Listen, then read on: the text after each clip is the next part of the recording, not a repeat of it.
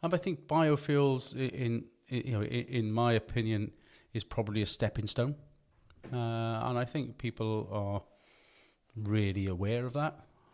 So it's probably a stepping stone, and it's short term. But when I say short term, it's probably a good 5-year plan.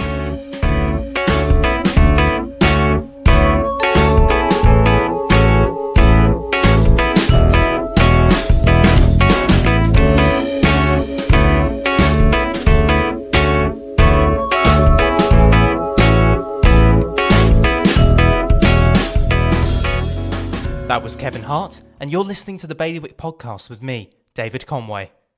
With a target for carbon neutrality by 2030, how Jersey's bus service will transition to cleaner transport has been a key point of discussion for islanders. Though a trial for an electric bus took place in 2019, that particular model was deemed unsuitable for Jersey's roads.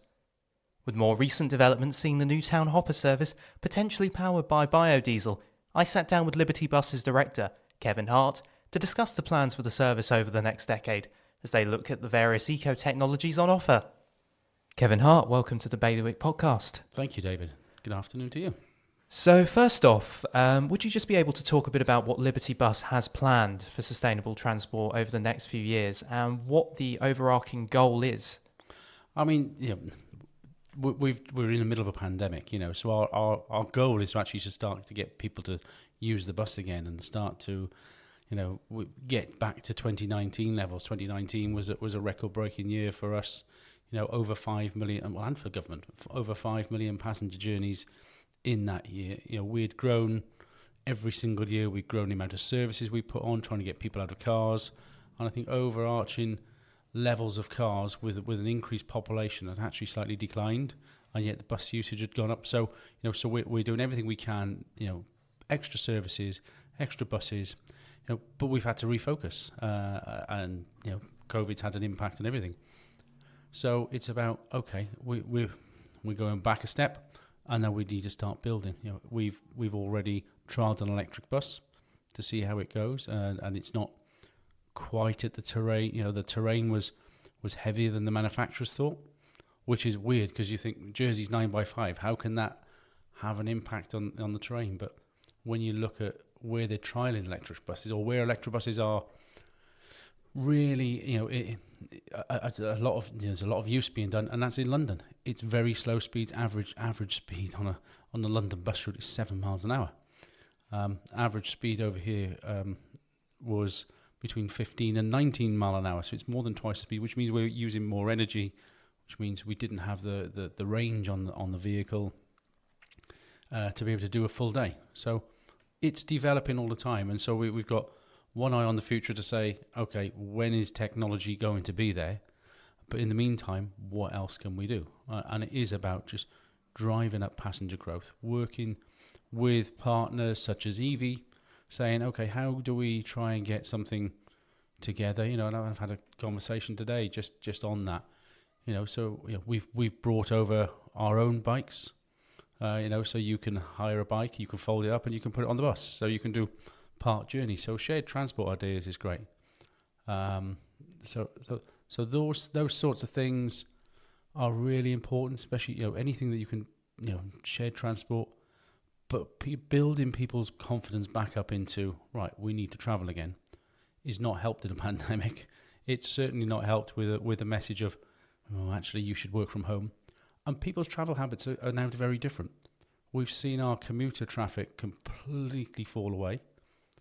It's growing, but again, it's a message to work from home if you can. And flexibility in a workforce has changed.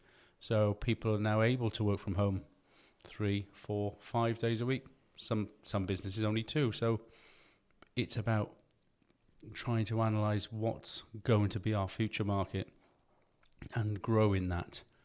To make the business sustainable, to make the bus service a sustainable option in Jersey, and and then so what can we do to help the environment? We've been talking to government about trialling biofuels, and that's on its way, but only a very small percentage of our fleet can use it because the manufacturers don't recommend that you use it in some of our fleet. So The good thing is it's in 6 of our double deckers, which are out on the Route 15, and Route 15 carries sort of 29% of our passenger base across the island.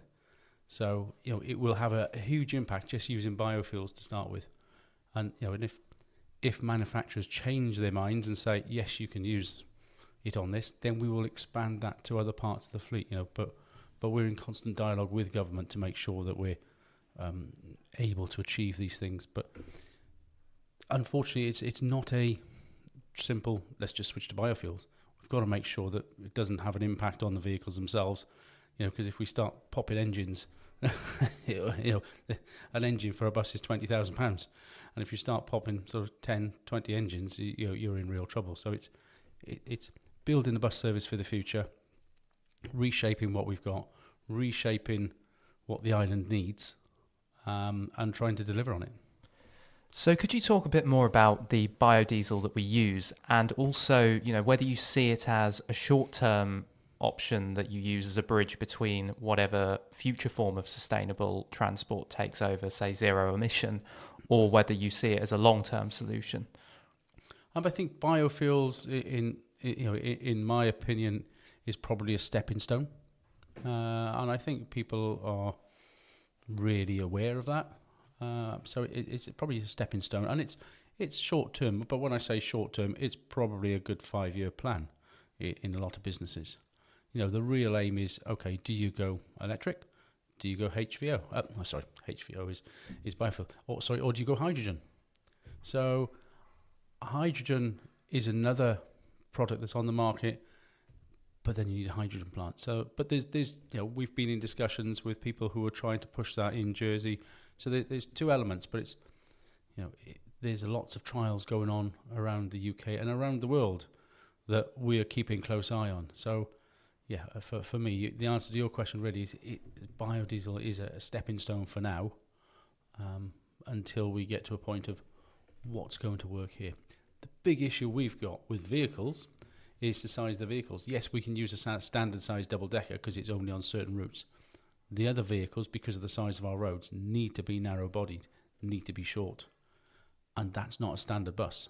A standard bus is 2.55 meters wide, and it's anything between sort of, what are we talking, 9.5 to 12 meters long. Well, our vehicles are only 9.7 long, but they're only 2.35 wide, and that's as wide as we can go on the single deck vehicles. So we will be having an electric bus over on trial in hopefully within the next week or so. It's only going to be here for a couple of days.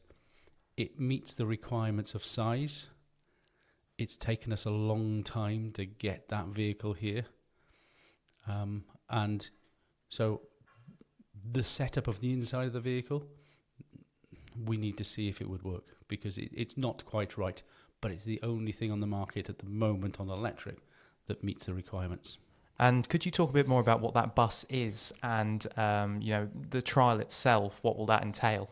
Well, it'll be us just going out in the roads, just making sure it fits and it works, testing the terrain, just ensuring to see how it meets and how it drains the battery, because we are quite hilly, as much as we don't think we are. That it's quite a tough terrain for a bus, so it will zap the energy out of the battery. So it's just about a couple of days, sort of literally driving it around, trialing it. The bus itself is a Chinese made. It's called a Steed, a higher Steed, and it's on paper it looks very good. The pictures I've seen, it looks really nice, it looks really comfortable, but we need to see it in the flesh first. We need to see how it works, and then we've got to make sure that if it's something as an option, and if it reaches all it says it will reach now, is it a viable option? The infrastructure talking to JEC will not be an issue. So I think we're all pleased that infrastructure is not that, there's no issues there. But I think it's, can the bus work, and then will the business model fit it, and will the vehicle work for Jersey?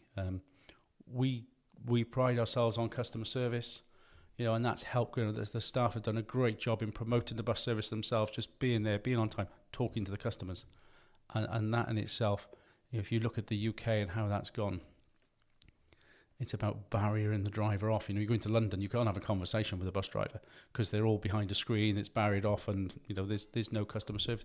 So we pride ourselves on customer service. The setup of the vehicle we're bringing over, actually, the driver can't have any interaction, and that's a balance for us. We've got to make sure that the vehicle is right for us. And I think if one manufacturer will do it, I think other manufacturers will follow in a sense of getting the right size vehicle. It's just about when. So, we've in the paper and everybody's reported on the town service that's going to be coming. And yes, we're looking at biodiesel for those few vehicles that we need, purely because when we talked about this and look at the options and look at the pricing, there was nothing on the market that's going to be suitable other for what we need. So, but they're only going to be leased vehicles. So there's an end goal of change, and I think that's the right way to do it. Because if you lease, you're there. You've got it for 3 years. Goes back, you have something new on the market, and that's a better way of doing it than perhaps buying the vehicles. So I think we're looking at the future in a different way. When we started in 2012 or 2013, when we started the contract with 2012, when we started all the work and ordering the vehicles, etc., we've ordered for then, and now we've got to look at, okay, what's going to be sustainable for the business? What's going to be, what do we need, and what does the island need? So we're looking in a very different way. Obviously, we would like a longer term contract to be able to deliver on all of these things, and those conversations are always ongoing. But there's only a certain length of time procurement will allow things, and we hope to extend that contract, and then that will allow us to deliver on more sustainable options, different fuels, and putting our line in the sand and saying, right, this is what we're doing, and that's when we're going to do it. So yes, and in terms of, say, you get that contract and you get that leeway, then the next steps, I assume as well, would be trying out not just electric, but trialing, like you mentioned before, hydrogen, and looking at other potential sustainable modes of fuel and power. There's talk of bioethanol. There's lots of different areas. Will they all be explored as well? I think we've got to explore everything. Hydrogen is not just as easy as a trial. You've got to have a hydrogen plant. It's got to be, it's there's masses of investment that have to go on, but it's not just buses that people need to look at. Lots of these trials are going on with cars, so people are starting small. They're starting it with bikes and cars, etc., and then they're growing out into larger fleets. So we're keeping an eye on it. We've our branch in the UK. We're trialing out. We're actually trying out gas buses in one area. We've got electric buses in London. We've got gas buses in Bristol. So we're looking at all options.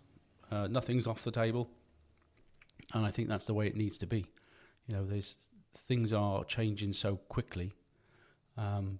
COVID's had an impact, and it's sort of slowed things down a bit, but I think they're starting to take traction again, and things will move. But what I can say today is not going to be the same thing as I'm going to say next week, because something might have changed. But we've got to be in it, and we've got to be looking at it, and the future is something that we want to be part of on this island, and are going to try our hardest to be part of on this island, and because we want to make sure that Jersey adopts the sustainable transport policy and hits that goal of our 2030 goal of carbon emissions set out by government. So that's where we want to be, and how we get there is going to be an interesting journey, I think. You mentioned before about that it's not just a case of changing the vehicles, it's also a case of the way people, I suppose, approach transport. What would you like to see the government do to maybe incentivise people to get on buses, to use public transport like that more? I mean, if you look at the incentives, at the moment, if you look at the price of a bus, you can travel every day on the bus back and forth to work, and it's £50 a month. So it's £1.50 a day. You can't bring your car into town, insure it, put fuel in it and parking for £1.50 a day. So the subsidy behind the bus company, from government, it is a large subsidy in order to keep those costs down. Yes, the single fare is a different price, and it depends how you pay. It's the same with everything.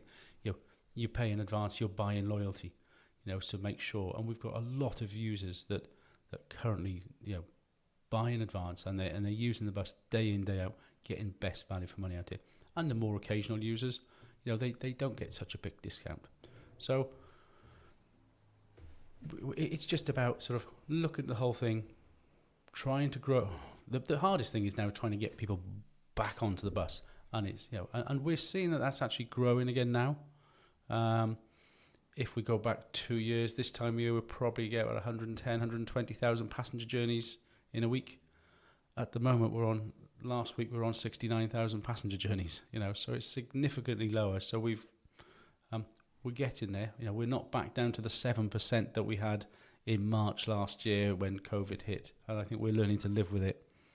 And I think that's really important that we've been there, and we didn't, between us and government, we didn't reduce the bus service that much during that time.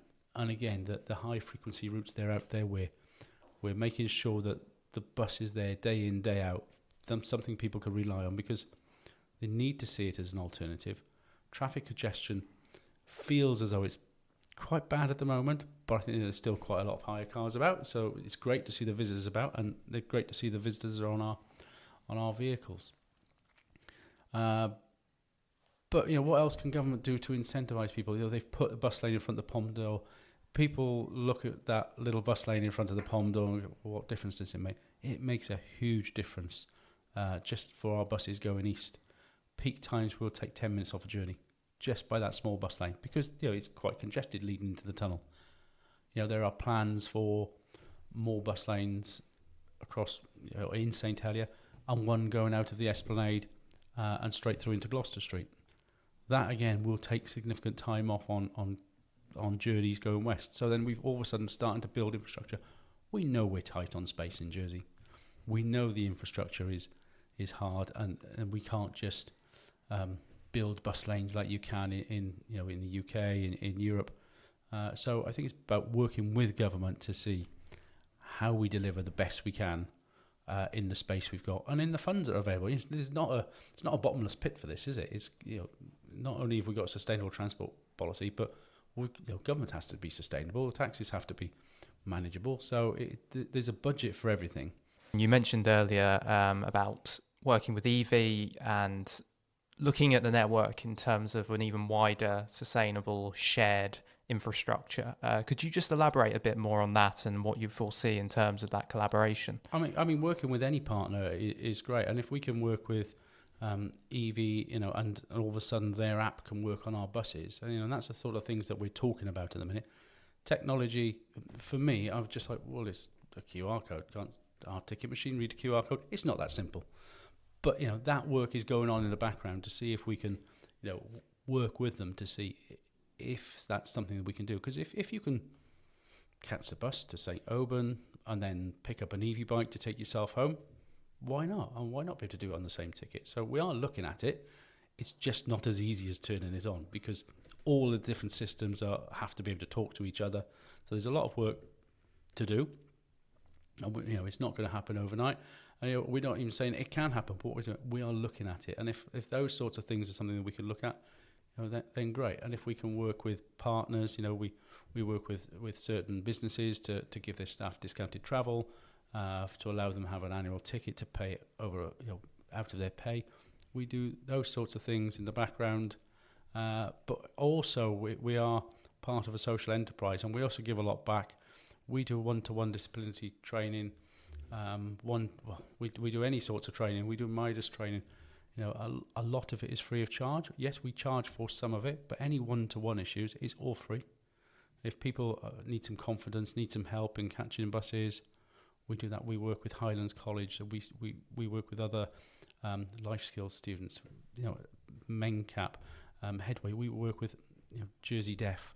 We work with ICANN. If we can work with somebody and produce and help more and more people catch a bus, we will do it, and we have done it over the last 8 years. So yeah, anything like that, please shout out, come to us and give us a shout and say, I need some help. How can you help us?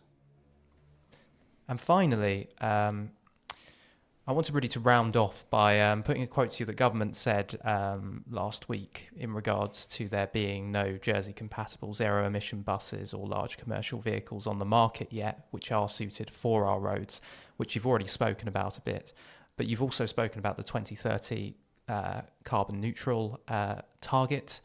And I just wanted to ask, do you think we'll have seen a change in that statement by that point? Do you think within 10 years' time we will be at a point where our fleet will be, if not completely carbon neutral, at least a large proportion of the way there? By 2030, yes, I would hope to see that. Yeah, a large proportion of the fleet will be carbon neutral. I think electric double deckers possibly a couple of years away from being able to meet the range that we need. Technology is changing all of the time. The biggest issue we've got is a single deck size, and it's whether the manufacturers will actually play ball. As I say, we found one manufacturer, and it's taken us ages to get this bus over, and hopefully it will be over, and we'll give it a little bit of a trial next week. But it's taken us ages to find one, because all the other manufacturers, they're going for that standard width because they can get them out the factory. There's nothing needs to be, axles, etc. That's all standard. They don't need to make them any different. And you can understand any business model. They have to go with what's selling. We are a limited market, so we've got to be realistic. We've got to also look at what's on offer and see. And sometimes we might have to change. As an island, we might have to change our views and say, okay, perhaps we can do this, perhaps we can do that. People have said to us, why don't you have minibuses? We had 4 minibuses when we started in 2013. Within the first year, we had to take them off the road because the routes they were on had grown, so we just couldn't get all the people on. Well, that's great news, fantastic. So what we've proved is people want to use the bus. Having minibuses isn't the answer. So some people say, well, okay, we'll have more of them. You increase your costs, you increase your overheads, you have to increase your prices. So it's about making it sustainable. The very key word here is you can't just keep throwing cost at it. You have to have the revenue, because the revenue will not play. Let's be honest. There are 2 key routes in Jersey that fund a lot of the other routes. The number 1 and the number 15, they are the busiest routes, and between the 2 of them, they carry 50% of the passenger base. So they fund a lot of the other services. So we've got to make sure that the bus service is sustainable, the business is sustainable, and the money that the government are investing is invested wisely for everybody. Thank you to Kevin Hart, and thank you for listening. You can find the podcast on all the usual pod places, and don't forget to like and share. The music at the beginning and end of this podcast is I Shift My Weight by Luno. Tune in next week for more.